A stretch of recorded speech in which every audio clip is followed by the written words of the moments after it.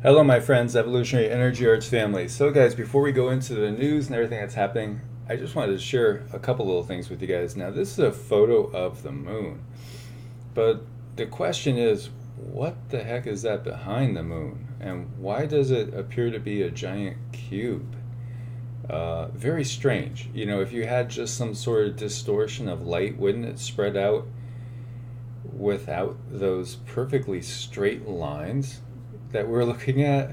You know, as we know, perfectly straight lines don't really occur in nature, and so this looks like it's almost like a brick behind the moon, um, a giant brick. So this is really interesting. It just brings the word Borg and assimilate into my mind when I'm seeing this giant cube out there behind the moon. And also now it's bringing like the words from the Bible, you know, talking about seeing New Jerusalem descending, and basically it's like a square city or a cube city coming down from this sky. I forget the exact dimensions, but it's interesting how it's given in the Bible and Revelations. And I think it's a cube of sorts, size wise. So very weird. Just something I wanted to share with you. This was one of the more bizarre photos I got in from people, and I don't believe it's photoshopped. I do trust this source. You know that they wouldn't intentionally do anything to try to give us something just to cause a stir. So this is really curious. Obviously, there's been so many strange anomalies with the moon. We've talked about it morphing and changing, and you know the whole surface all of a sudden losing all its features, and then seeing it actually turn. And you know they actually are now announcing new phases to the moon, and perhaps it's in response to some of the stuff that people are noticing. So that's bizarre, and so I just wanted to share that with you guys. Now this is yet another video, and I've seen so many of these videos that clearly show you have the light coming from the sun right up in here, and then there's something else, and it's not, you can see the clouds in front of it. That's not a lens flare. That's a solid object. It's not the moon. This thing is seen next to the sun time and time again. And so many people say, well, no, that's actually the sun. And the other thing that's giving off all the light is the sun simulator. So I don't know. It's curious. There's definitely something there that is solid. Very obvious. Whether it's a planet orbiting a different system, it's not Venus. Venus does not appear that big. I had one or two people make suggestions of it being Venus. If Venus is that big, then Venus has moved to be much closer to us, which I don't think is the case. So that's not Venus. It's not the moon. What is it? So I wanted to share those two bizarre things with you. And yet more photos are coming in of these X marks the spot things from all over the world now too. And these actually look like jellyfish beings hanging down, doesn't it? It's kind of cool. But anyway, more of these photos of X marks the spot on buildings. So I'm not sure what's heading on with that either. Now going to what's happening, we have a significant increase in ash emissions, and this is up in Alaska. And this is Vietnamov, and so it's a aviation color code red, which is means basically no fly zone. And so this is generating a plume of ash up to 15,000 feet over sea level, extending for more than 150 miles to the southeast. So big uptick in activity there, obviously. As we have Popo down in Mexico erupting hot rocks. The alert level is at yellow for Popo. Of course, volcanic activity has been busy everywhere. We have record cold in the northeast, and I could vouch for that. It's freezing out there, bitterly cold. It's going to be brutal today. and it'll be one of the colder Thanksgivings on record, as I'm sure the Macy's parade is underway at this point. We have a tornado outbreak that hit southern Italy, destroying roofs and injuring people.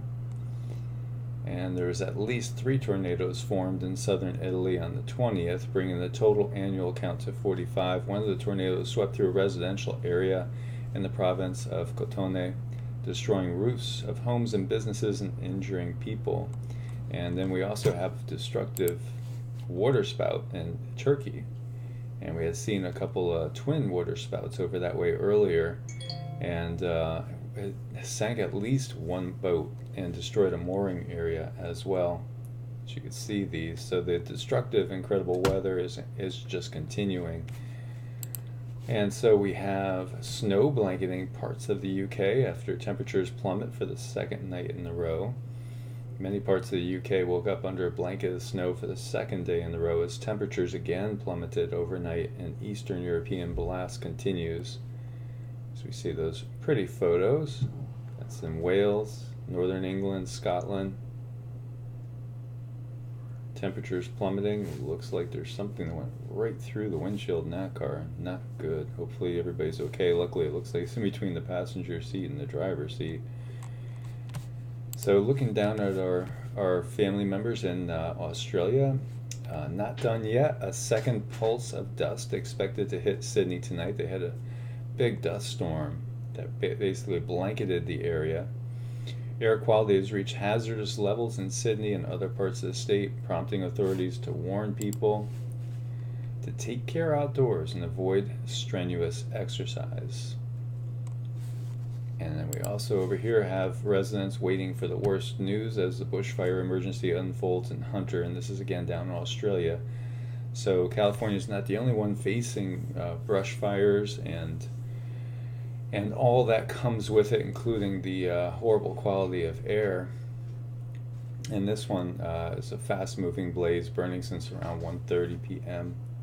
And again, scenes of scorched cars, this time down in Australia. Now, we had talked about an unusual monkey virus and that was on the loose, and now we have rat hepatitis. And one of the things that many of you guys are talking about is the spreading of diseases and viruses through the chemtrails. And so I'm seeing that in a lot of places. And many people are worried about an infiltration and all sorts of new diseases coming out that are actually probably being spread through the chemtrails. And have had some interesting conversations with people along those lines and why they feel that's the case. So this rat hepatitis, it's something that was only found in rats, but now it's spreading to humans, and doctors don't know why. Well, maybe we should ask the people that are putting the chemtrails up in the sky. It could be a natural mutation, or there could be something else going on as well. And so we have a second victim that surfaced in Hong Kong. 70-year-old woman confirmed to be diagnosed with it, hepatitis E infection, and she lived close to the other person.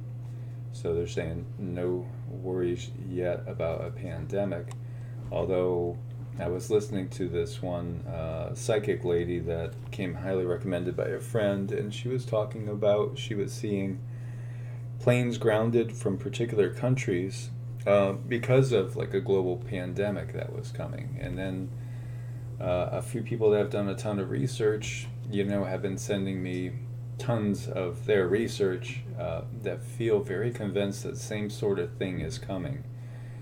And it's just something to be aware of, especially in this time of traveling. And life after death. So this is a study. Now this, I think, is only scratching the surface to me, but it's basically a study that shows that when you die, you know that you're dead, according to, as they put it, terrifying new research.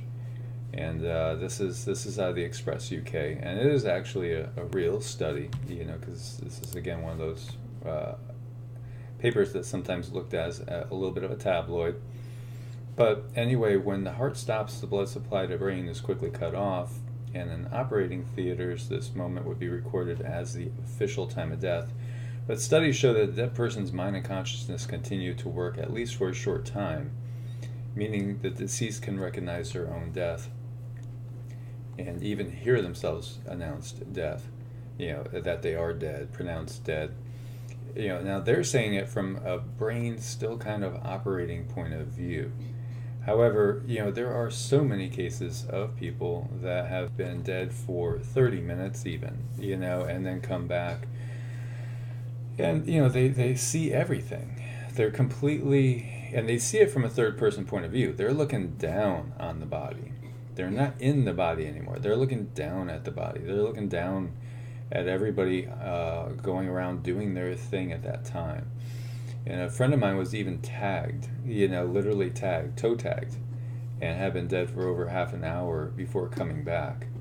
And as I said before, I've been blessed to know several people that have passed on to the other side and then come back and then shared their stories with me, and they're identical.